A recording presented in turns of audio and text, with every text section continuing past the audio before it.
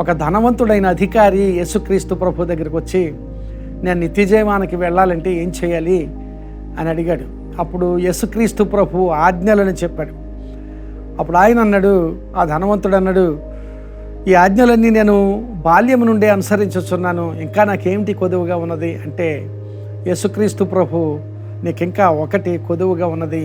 అదేంటంటే, నీవు దేవుని కంటే ఆస్తిని ఎక్కువగా ప్రేమిస్తున్నావు కనుక ఆస్తిని అమ్మి లేక ఆస్తిని విడిచిపెట్టి దేవుని దగ్గరికి రావాలి అని చెప్పినప్పుడు, అతడు మిక్కిలి ధనవంతుడు గనక ఆ మాటను స్వీకరించలేకపోయాడు, వ్యసనపడుచు వెళ్ళిపోయినని దేవుని వాక్యంలో రాయబడింది.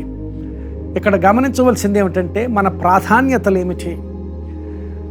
దేవునిని విశ్వసిస్తున్నాం, దేవుని వెంబడిస్తున్నాం అని మనం చెబుతున్నాం, సాక్ష్యం చెబుతున్నాం. మంచిదే, దేవుని విశ్వసించడం, దేవుని వెంబడించడం మంచిదే. దేవుని వెంబడించడం దేవుని కొరకే వెంబడిస్తున్నావా? దేవునిని విశ్వసించడం దేవుని కొరకే విశ్వసిస్తున్నావా? లేక దేవుని వెంబడించడం దేని కొరకైనా లేక దేని కొరకో ఆయన విశ్వసిస్తున్నావా? ఈ ధనవంతుడైన వాడు తన ఆస్తిని విడిచిపెట్టడానికి ఇష్టం లేదు, కానీ దేవుని దగ్గర నుంచి ఇంకా కావాలి అనుకుంటున్నాడు. ప్రియులారా, గమనించాలి, మన ప్రాధాన్యతలు మన జీవితాల్లో ఏమిటి అనే విషయాన్ని గమనించాలి. దేవుడే మనకు ప్రాధాన్యత లేక దేవుడిచ్చే ఆశీర్వాదమే ప్రాధాన్యత అని. ఆ ధనవంతునికి దేవుడిచ్చే ఆశీర్వాదమే ప్రాధాన్యత అయింది, దేవుడు ప్రాధాన్యత కాలేదు కనుక అతడు వ్యసనపడుచు వెళ్ళిపోయాడు.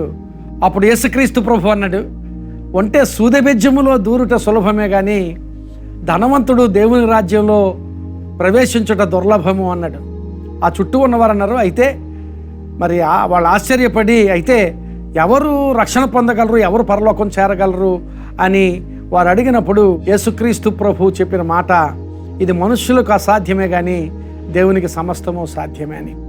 ప్రియులారా, మన జీవితాల్లో ప్రాధాన్యత విలువలు ఎరిగి దేనికి మనం ప్రాధాన్యతనిస్తున్నాం? దేవునికే ప్రాధాన్యత ఇస్తున్నామా? దేవుని సన్నిధికి ప్రాధాన్యతనిస్తున్నామా? దేవుని వాక్యానికి ప్రాధాన్యత ఇస్తున్నామా?